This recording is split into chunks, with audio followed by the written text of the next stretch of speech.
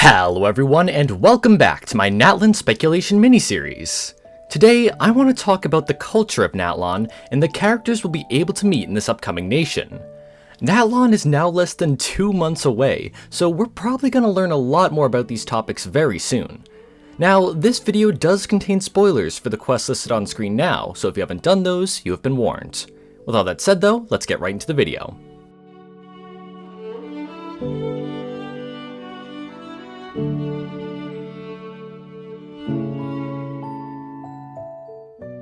To start off this video, let's talk about the tribes of Natlan.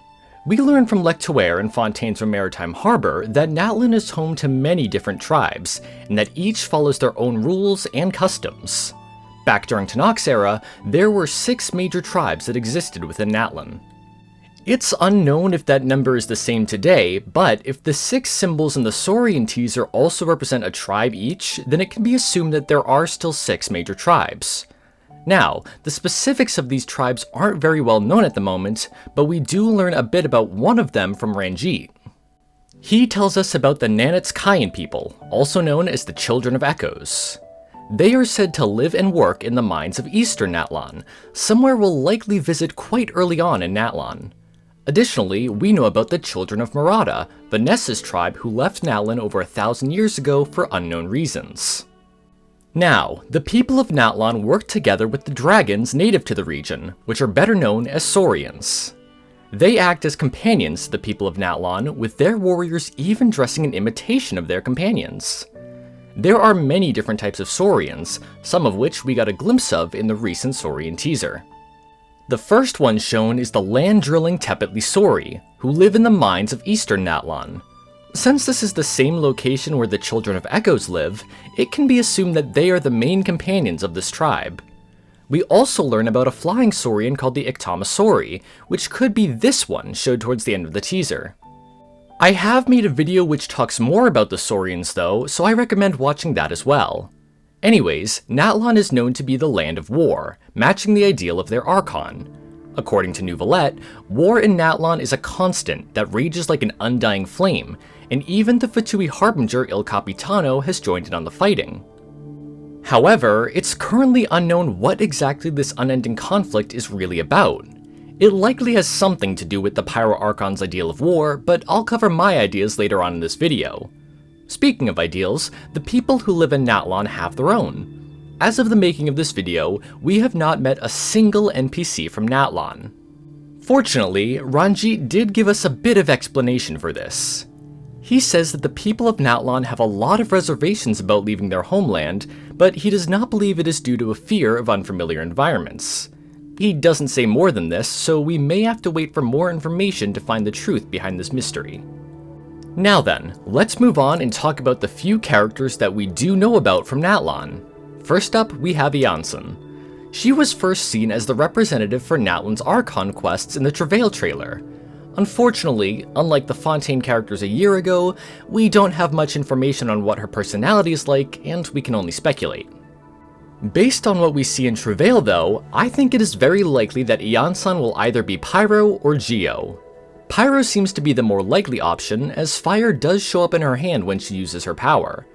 However, she is also able to crack the ground with her strength, so I think either one is possible. Before I move on to the next character, I want to quickly discuss the similarities that exist between Janssen and a certain other character, Bennett. They both have the same eye color and the same hair color, they both wear types of headbands, they both have a bandage over their nose, and a few other similarities. These similarities could be implying that Bennett was initially from Natlan, a theory that many people have brought up recently. Some believe that his bad luck stems from the fact that he left his homeland, and that would explain why the people of Natlan don't leave. It isn't just superstition, it can literally curse them. Moving on though, let's talk about the Pyro Archon. Technically speaking, we don't actually know who the current Pyro Archon is. Murata was the Pyro Archon mentioned back in the manga, but we don't know for sure if she's the current Pyro Archon. After all, the manga took place 1,000 years ago, back during Mondstadt's aristocratic period. Additionally, the Children of Murata had already left Natlan long before the events of the manga, suggesting that Murata may have passed on long ago. There is potential for her to be the current Pyro Archon though, and I've discussed ideas relating to that in a few previous videos in this series. Now then, the final character we know about from Natlan is Xbalanque. They were the character who was quoted in Nouvelette's official introduction, saying someday, when they return, their true ordeal shall begin. I do have to clarify that Xbalanque isn't confirmed to be from Natlan, but due to the name's origin coming from Mesoamerican mythology, it can be assumed that they are. Back in Nouvelette's introduction, they are given the title of one entombed with the primal fire. A title like this makes me feel like they could be the Pyro Sovereign of Natlan. Then again, they refer to the sovereigns in the quote they provide as if they are not one of them, which makes it less likely to be the case. Beyond that though, not much is known about them. Either way, I think that they will be a Pyro user who is close to the Pyro Archon and acts as a leader in Natlan. Every nation before has had a character who acts as a leader of sorts and matches their Archon's element. Jin in Mondstadt, Ningguang in Liyue, Kujosara in Inazuma, Alhaitham in Sumeru, and Nouvelette in Fontaine. Xbalanque could very well keep this trend going in Natlan. Moving on from what we know though, it's time to speculate on the culture of Natlan. First off, I'd like to bring up the ongoing conflict in Natlan. I believe this conflict could be mirroring events from long ago, specifically the events told to us in the lore of both Talking Stick and Unfinished Reverie. With Fontaine, the plot of the Flood was foreshadowed with Nymph's Dream, an artifact set that came out just before Fontaine released. Unfinished Reverie could be providing us with similar foreshadowing for Natlan's plot, and could help us uncover the truth behind the conflicts that plagues the nation. First up, the conflict could be related to the Saurians of Natlan. Mirroring the tale of the Tyrant in Unfinished Reverie, some groups could see these creatures as monsters instead of companions. Perhaps Natlan is home to a few types of ancient dragons that aren't friendly to humans, causing some groups to resent dragons as a whole. Still, this would only be one piece of the puzzle. The overall plot of Natlan could be a battle between old ideas and new ideas. Ancient dragons and the Pyro Sovereign versus the new Saurians, the Tyrant versus Freedom, Tribe versus Tribe, Ideal versus Ideal. All of these different ideas would come together to form the conflict in Natlan today. This conflict could also simply be a cause of the many tribes having different rules and customs. Some of them might just not get along with one another. Additionally, there could be a unified main city in Natlan that remains a peaceful and neutral ground, but the conflicts could be increasing in intensity, putting this place in danger. If the main city starts to conflict with itself, Natlan could be left vulnerable. It could allow the Fatui to easily slip in and take what they need without issue, something which they may already be preparing for with Capitano. When the timing is right and the conflicts are intense enough, he would be able to obtain the Pyronosis with little issue. Focusing on the Traveler now, they could be seen as similar to the Scarlet-Eyed Hero from Unfinished Reverie, a hero who assembles a group to stop the growing evils in Natlan.